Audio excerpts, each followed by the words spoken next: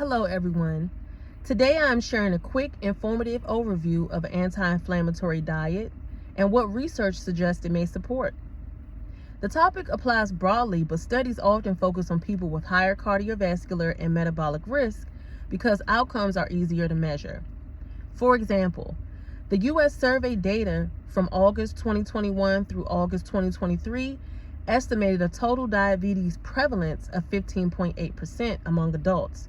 And this is based off of the National Health and Nutritional Examination Survey reported by the Center for Disease Control and Prevention.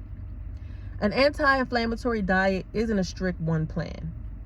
It's a whole food pattern that emphasizes fresh vegetables, fruits, beans and lentils, whole grains, nuts, seeds, and healthy fats like olive oil and fish more often than processed meats, while limiting highly processed foods and added sugars. You'll see this pattern most often in Mediterranean diet research, which is included in large clinical trials and systematic reviews. Here are measurable ways to maintain a quality of health during life. For example, cardiovascular outcomes. In the pre-med study of 7,477 participants, the group assigned to the Mediterranean diet with extra virgin olive oil or nuts had lower rates of major cardiovascular events than a controlled diet. They also reported hazardous ratios varying between 0.70 and 0.72. We also measured inflammation markers.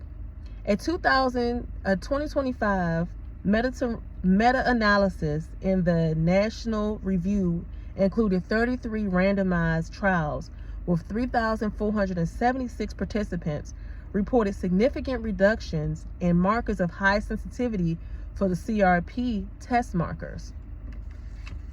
That's not all. The CRP testing is useful for detecting big inflammation, but sensitive enough to detect smaller impacts of inflammation for long-term heart and metabolic risk. Though not every marker changed consistently, this is something to take note of. Blood sugar and risk. In a 2020 systematic review and meta-analysis by PLOS Medicine, conducted higher fiber intakes was linked to the average fasting plasma glucose reduction of 0.56 milliliters per 1,000 units. And a cohort data suggested 14 fewer deaths per 1,000 participants when compared to 35 grams of fiber versus 19 grams of fiber per day.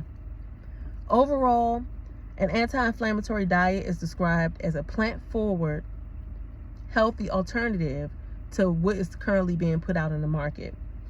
It includes minimally processed patterns with healthy fats and plenty of fiber.